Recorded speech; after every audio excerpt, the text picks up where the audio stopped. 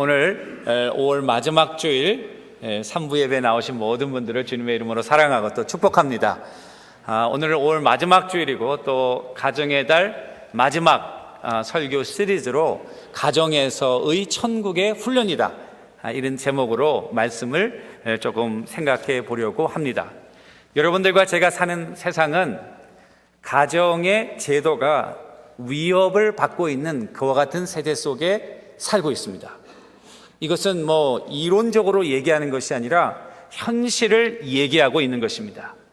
여러분들의 자녀들이 학교에서 이렇게 보면은 싱글 페런트로 자라나는 학생들이 more than 50%, 반은 그렇게 자라고 있습니다. 그뿐입니까? 아이들이 잘하고 공부하는 거, 여러분들 다른 컬처에서 다른 랭귀지로 공부하니까 무관심하게 생각하지만은 그런 교육 가운데 아이들이 자신도 모르게 한 방향으로 이렇게 키워져 나가고 있다는 사실을 늘 명심해야 됩니다. 우리가 가지고 있는 성경적인 가치관보다는 지금 현대 사회가 추구하는 그와 같은 여러 가지 개념들이 아이들의 그런 생각과 사고 구조를 이렇게 기초를 놓고 있다는 사실이에요. 그래서 갑자기 아이들하고 대화하다 보면은 굉장히 아이들의 생각이 다르다는 거, 성경에서 많이 비껴나가고 있다는 사실, 그리고 많은 사람들이 그것을 정석으로 받아들이고 그것을 어게인스트 할 경우는 이상한 사람처럼 받아들여지는 그런 세상에 살고 있습니다. 이것은 대한민국도 예외가 아닙니다. 전 세계적으로 똑같습니다. 가정이 위협받고 있습니다. 오늘 말씀해 보면은 그 가정에 대한 하나님의 비밀이 크다, 하나님의 미스터리가 가정 안에 아주 놀랍게 숨겨져 있다는 거예요. 여러분들과 내가 결혼하고 자녀를 낳고 자녀를 키우고 출가를 시키고 가정을 이렇게 꾸미고 살아가지만 남들이 다 하니까 한다. 물론 남들이 하니까 하지만은 그 속에 하나님의 신비로운 섭리가 숨겨져 있다고 하는 사실을 여러분들 꼭 잊어서는 안 됩니다. 가정은요, 하나님의 놀라운 섭리가 이 안에 응축되어 있어요. 천국도 될 수 있고요, 지옥도 될 수 있어요. 거기에서 하나님의 자녀들로 건강하게 자랄 수 있는가 하면은 가정에서 삐뚤어져서 그 일생이 망가지는 그와 같은 청소년들이 얼마나 많은지 모릅니다. 가정이 중요한 거예요. 어떤 하나님의 섭리가 숨겨져 있나 성경적으로 보면 몇 가지 요약할 수 있는데, 첫 번째는 하나님이 창조의 섭리를 가정을 통해서 이어나가도록 했어요. 창조주 하나님이 우리 인간에게 놀라운 권세를 주었는데 창조의 중요한 사역 중의 일부를 너희들이 이것을 감당하거라, 가정에 주었어요. 남녀가 만나서 자녀를 낳고 자녀를 키우고, 이것은 하나님의 창조의 섭리예요. 하나님이 아담을 만드시고 하와를 만드시고 그 다음에 또 다른 가인하고 아벨 이런 사람 만들지 않았어요. 너희들이 이제는 가정을 꾸미고, 그리고 너희들의 형상을 닮은 너희들의 아이로 잘 키워서 하나님의 구속의 역사를 계속적으로 이어가라. 엄마 아버지가 하나님이 주신 권세를 받은 거예요. 그래서 인간이 아이를 키우면서 철이 없다가도 철이 드는 이유는 무엇입니까? 하나님의 심정을 배우는 거죠. 어린아이로 있다가 응석 부리고 고집 부리고 내 마음대로 하다가 갑자기 결혼을 하고 또 자녀를 키우다 보면 남편으로 아내로 책임감이 생기게 되고, 또 아이들에게 본을 보여야 되는 그와 같은 거룩한 부담감이 부모들에게 생기면서 자기의 그런 영적인 어린아이의 모습을 통해서 그 아이들을 보면서 가슴 아파하는 그 부모의 심령, 영적인 아버지의 심령을 깨닫게 하고요. At the same time, 동시에 자녀들은 하나님의 사랑을 어디서부터 깨닫냐? 어머니의 품속에서, 어머니의 뱃속에 있을 때부터 사랑과 그 은혜를 몸으로 깨달으면서 하나님이 참 사랑이시구나, 그것을 배울 수 있는 기본적인 바탕이 만들어지는 것입니다. 부모의 사랑을 못 받으면 하나님을 사랑하기가 힘들어요. 부모에게 순종하지 아니하면은 하나님을 순종하기가 힘들어요. 보이는 부모를 순종하지 아니하면 어떻게 보이지 않는 하나님을 섬길 수 있겠어요, 여러분? 보이는 사람들을 사랑하지 않고 어떻게 하나님을 사랑할 수 있겠어요? 가정에서요, 사랑하고 순종하는 훈련하는 거예요. 하나님을 사랑하고 순종하는 훈련하는 거예요. 부모를 순종함으로 하나님을 순종하는 거예요. 남편을 순종함으로 하나님을 순종하는 거예요. 그런 의미에서 저는 이 가정의 신비가 놀랍다고 봅니다. 또 하나는 이 가정이 정말 비극적인 장소도 될 수 있어요. 하나님께서 가정을 천국으로 주셨는데요, 그것은 죄로 말미암아 우리가 다 죽어야 되죠. 죄로 말미암아 이 땅에서 정말 고통 가운데 지내야 되지만, 가정이라고 하는 그런 보루, 가정이라고 하는 조그만 성을 만들어 주시고 이 안에서만은 너희가 하나님께서 원래 의도하셨던 그 평강을 좀 맛보라. 남편과 아내의 그 뜨거운 사랑을 통해서 그 하나님의 사랑, 부모와 자녀의 그 헌신적인 사랑을 통해서 그 하나님의 사랑을 조금 맛볼 수 있잖아요. 그런데 죄로 말미암아 파괴된 가정의 경우는 어떻습니까? 완전히 반대 현상이에요. 집안이 천국이 아니라 지옥이에요. 부모로부터 학대받은 아이들은 가정은 어둡고, 그리고 생각하기 싫은 혐오스러운 장소가 바로 가정이에요. 가정을 통해서 지옥을 알게 하시고요, 그러지 않도록 우리에게 보여주시는 거예요. 저는 가정이 그런 면에서 하나님의 놀라운 섭리가 숨겨져 있다고 생각합니다. 어떤 면에서 가정이 천국의 훈련 장소인지 세 가지로 생각하려고 그래요. 첫 번째는, 천국은요, 죄인들이, 여러분들과 내가 가는 장소가 천국 아닙니까? 우리가 죄가 없어서 갑니까, 여러분, 천국에? 죄로 말미암아 다 죽어야 되죠. 죄의 삭은 사망이죠. 우리가 다 범죄하였으며 하나님의 영광에 이르지 못하였다. 여러분들과 나는 있는 그대로라면은 우리는 fall short of glory of God, 하나님의 영광에 이를 수 없어요. 많은 세상의 종교들이 자기들이 믿는 하나님과 자기들이 믿는 천국을 가기 위해서 희생하고 자기 몸을 아주 불사르는 그와 같은 일을 해도 절대로 죄인은 천국에 이를 수 없습니다. 그걸 가장 잘 아는 분이 하나님 아니겠어요? 그래서 하나님이 너희들이 이 땅에 천국에 올 수 없으니까 내가 아들을 보내서 너희들로 하여금 그 아들을 공로해서 천국에 이끌겠다. 그게 구원의 역사예요. 기독교는 그래서요, 아래로부터 올라가는 인간의 노력에 의한 종교가 아니고 하나님의 은혜로, by grace of God, 하나님의 은혜로 위로부터 하나님의 구원이 내려온 거예요. 우리는 그 구원의 은혜를 마음의 문을 열고 겸손히 받아들이면 되는 거예요. 믿음이라는 게 뭐예요? 그리스도께서 준비해 놓으신 구원의 선물을 마음의 문을 열고 받는 거예요. 내가 죄인임을 인정하고 구원의 계획이 예수 그리스도임을 인정하고 그분을 받아들이는 거예요. 그게 믿음이에요. 우리가 한 거 아무것도 없어요. 이 지상에서 말이죠, 우리는 우리의 능력으로 천국에 가는 게 아니잖아요. 다 죄인이지만은 그리스도께서 여러분들과 나의 죄를 덮어주신 거예요. 우리가 잘 생각해야 됩니다. 그리스도께서 우리의 죄를 덮어줬기 때문에 엄격하게 얘기하면 죄는 죄예요.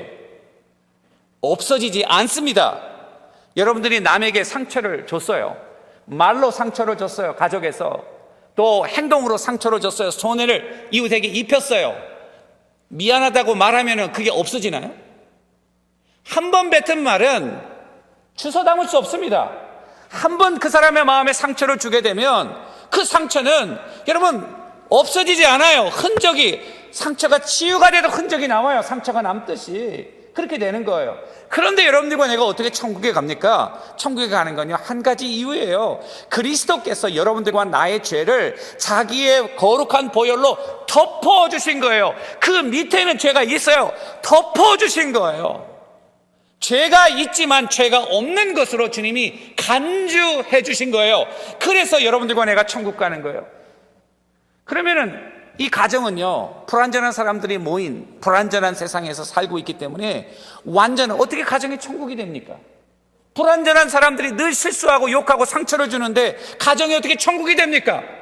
그럼에도 불구하고 가정이 천국이 될 수 있는 건, 저는 그리스도가 여러분들의 죄를 사하셨듯이 우리가 가정에서 서로의 죄를 용납하는 거예요.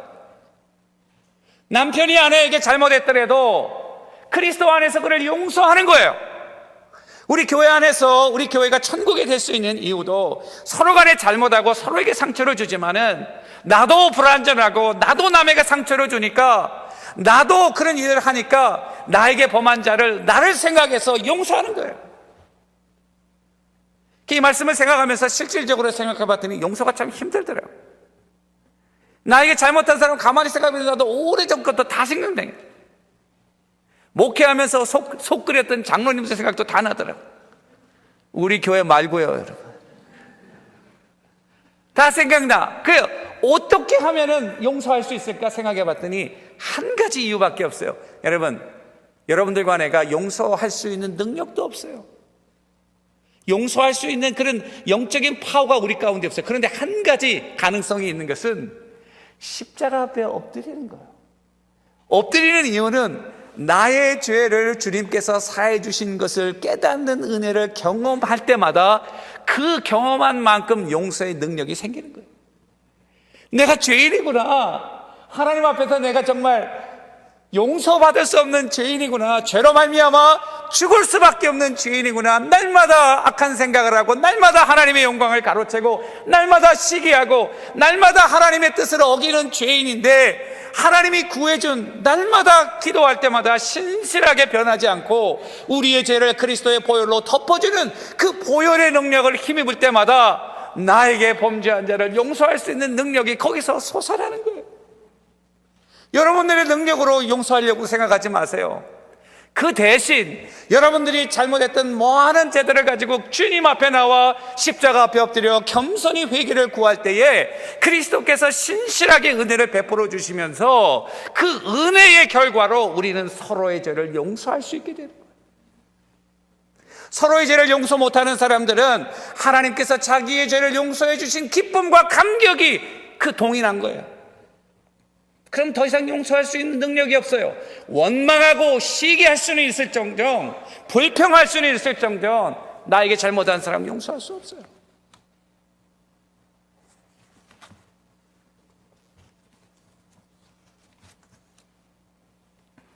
여러분, 존 버년이라고 하는 17세기 영국의 목사님, 감옥에서 철로 역정으로 아주 유명한 책을 썼어요. 그분이 또 다른 책을 썼는데 그 책의 이름은 뭐냐면은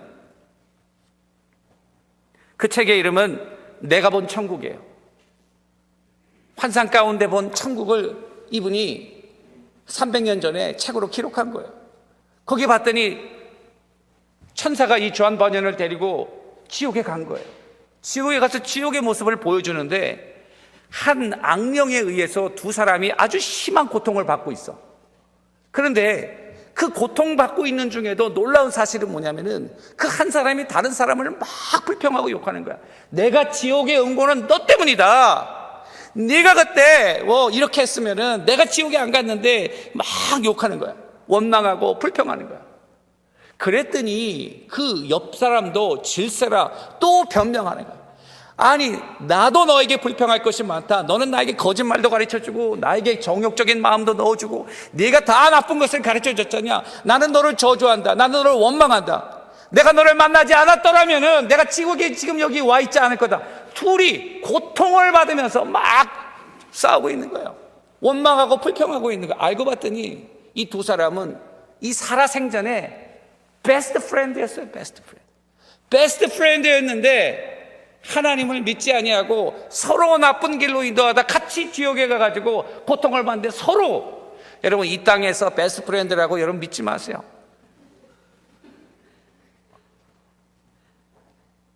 가정에서요, 여러분들의 가정을 정말로 사랑하는 것은요, 그리스도를 믿도록 복음을 전하는 거예요. 그래서 천국에 보내는 거예요. 이 지상에서는 조금 어려워도요, 저는 그 생각하니까요 너무 기뻐요. 저희 아버님이 저를 좀 많이 미워했거든요. 예수 믿는다. 근데 우리 아버님 예수 믿고 돌아가셨어요. 할렐루야. 우리 아버님이 천국에서 저한테 막 감사할 거예요. 성태가 그래도 네가 그래서 제 생각에 여러분 어떻게 생각하십니까? 천국은 용서하는 곳입니다. 서로 용서하는 거예요. 가정에서 서로 용서하는 거예요. 주님이 주기도문에서 뭐라고 그랬어요? 우리가 우리에게 범죄한 자를 사해 준 것처럼 우리의 죄를 용서해 달라. 그 전제는 뭡니까? 우리가 남의 죄를 용서 안 하면은 하나님도 우리의 죄를 용서 안 한다는 거예요. 그 대표적인 예로 무슨 예를 들어주셨냐면은 마태복음 18장에 보면은 그 임금에게 1만 달란트 빚진 자 얘기를 해줬어요. 우리가 용서하라는 거야. 이 1만 달란트, 1만 달란트는요 엄청난 숫자입니다. 1달란트가 여러분 6천 데나리온이 알고, 6천 데나리온은 평소 일하는 사람이 6천일 동안 일하는, 하루 한 데나리온 받으니까 6천일 동안, 그러면은 한 달란트를 모으려면은 17년 동안 먹지 않고 쓰지 않고 그대로 다 모으면은 한 달란트가 돼요. 근데 얼마 빚졌냐면 10,000달란트 빚졌는 거야. 이거는 불가능해. 이 생에서는 불가능해. 자자손손 그거 갚아도 못 갚아.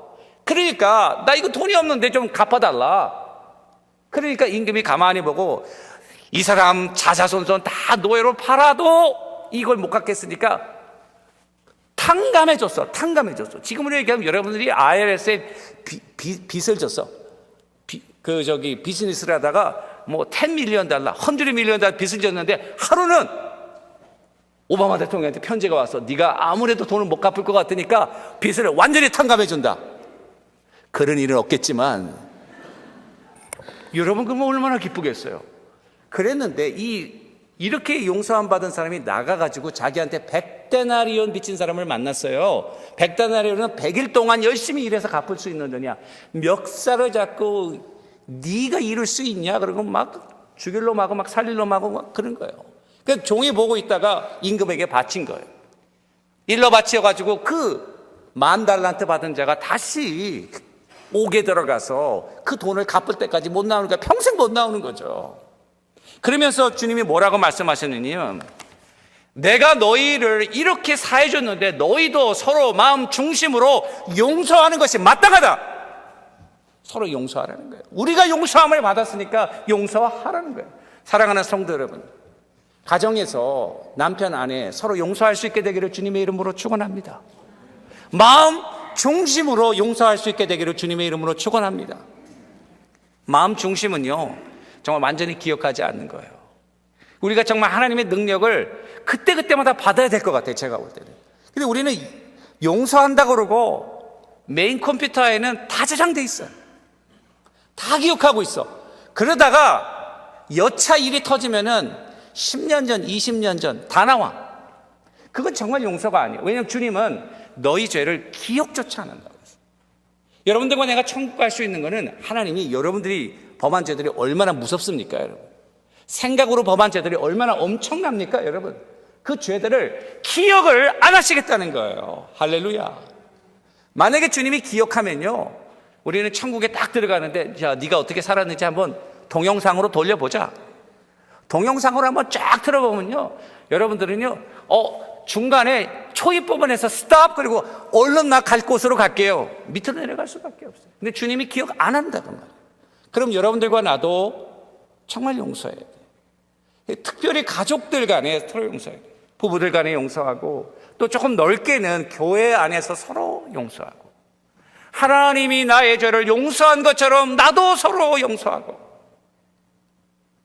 그래서 불완전한 가정이 천국이 되는 거죠. 안 그러고 원망하고 불평하면은요, 그 가정은 지옥이 되는 것입니다. 사랑하는 성도 여러분, 우리 가정에서 어떻게 천국 훈련 연습합니까?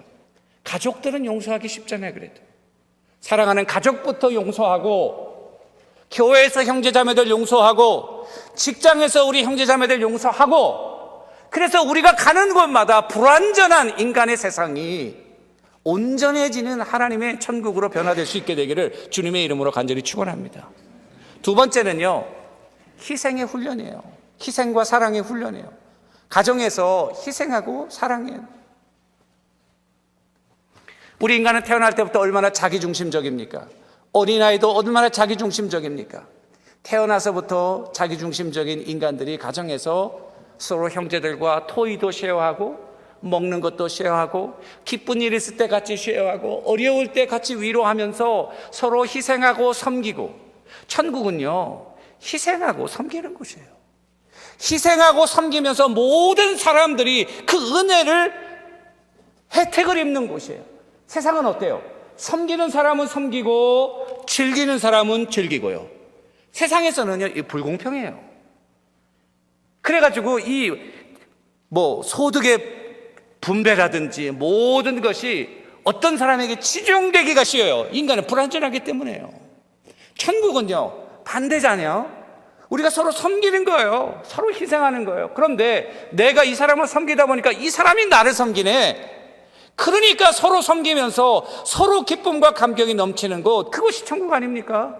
지옥은요, 서로 원망하며 불평하는 거죠. 네가 잘못했다, 내가 잘못했다. 그러니까 여러분, 천국하고 지옥하고 식사하는 장면이 다르다고 그런 예화가 있잖아요. 먹는 음식은 가보니까 다 똑같아. 그런데 젓가락이 길어. 젓가락이 길으니까 자기가 먹을 수 없어.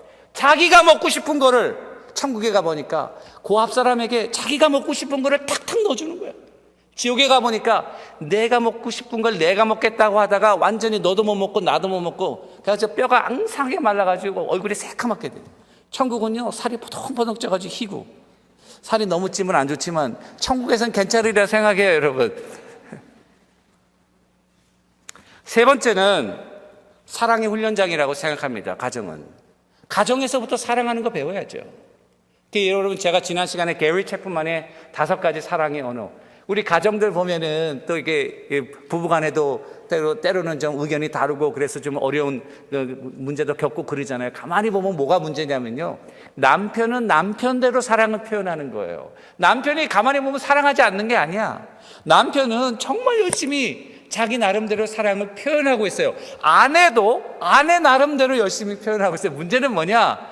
남편이 생각할 때 그 사랑의 표현 방법이 자기한테는 사랑이 아닌 거예요. 반대로 아내에게는 남편이 자기를 위해서, 가족을 위해서 뭐 일도 하고 저 일도 하고 다 한다고 하지만은 그게 내 사랑의 언어가 아닌 거예요. 그러면은 어떻게 사랑을 표현해야 됩니까? 본인의 언어로, 상대방의 언어로 내가 원하는 이기적인 사랑을 하는 것이 아니라 상대방이 원하는 언어로 헌신적인 사랑을 하는 것이, 그것이 가정에서 우리가 사랑을 배워야 되는 거예요. 사랑도 내 식으로 하는 것이 아니라 그 상대방이 원하는, 알아듣고 깨닫고 그들이 받아들일 수 있는 모습으로 사랑하자, 그 말이에요. 그게 사랑의 훈련이에요. 아이들은 아이들의 차원에서 사랑해 주는 거야. 내가 아이들을 사랑한다고 이것도 배우고 저것도 배우고 이것도 시키고 저것도 시키고 하기 싫은 거 막 시키는 거, 그거는 내 이기적인 사랑이에요. 아이들은 그걸 원하는 게 아니잖아요, 여러분. 남편도 그걸 원하는 게 아니잖아요. 그 원하는 거를 그 수준에 맞추어서 그가 알아들을 수 있도록 보여주는 거, 이게 진정한 사랑이죠. 가정에서부터 그런 사랑을 실천해야 된다고 생각합니다. 그러려면 언어를 알아야죠, 상대방의 언어를. 그래가지고 이렇게 체크하라고 해놨더니 이만큼 남아있더라고. 이미 다 알고 있는지.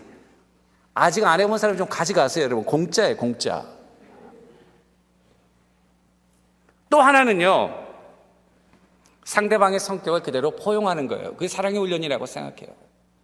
처음 결혼 전문가들은 처음 10년 동안은요, 인간 정신 개조 전쟁이 시작된대요. 10년 동안. 남편은 야, 이때 잡아야지 언제 잡냐. 부인도 이때 잡아야지 언제 잡냐. 10년 동안 열심히 둘이 전쟁을 하는데, 그럼 10년 뒤에는 판결이 난대요. 이거는 불가능하다. 10년 뒤에 깨닫는데요. 그 10년 뒤에 그걸 깨닫는 순간부터 이제 평화가 오기 시작한대요.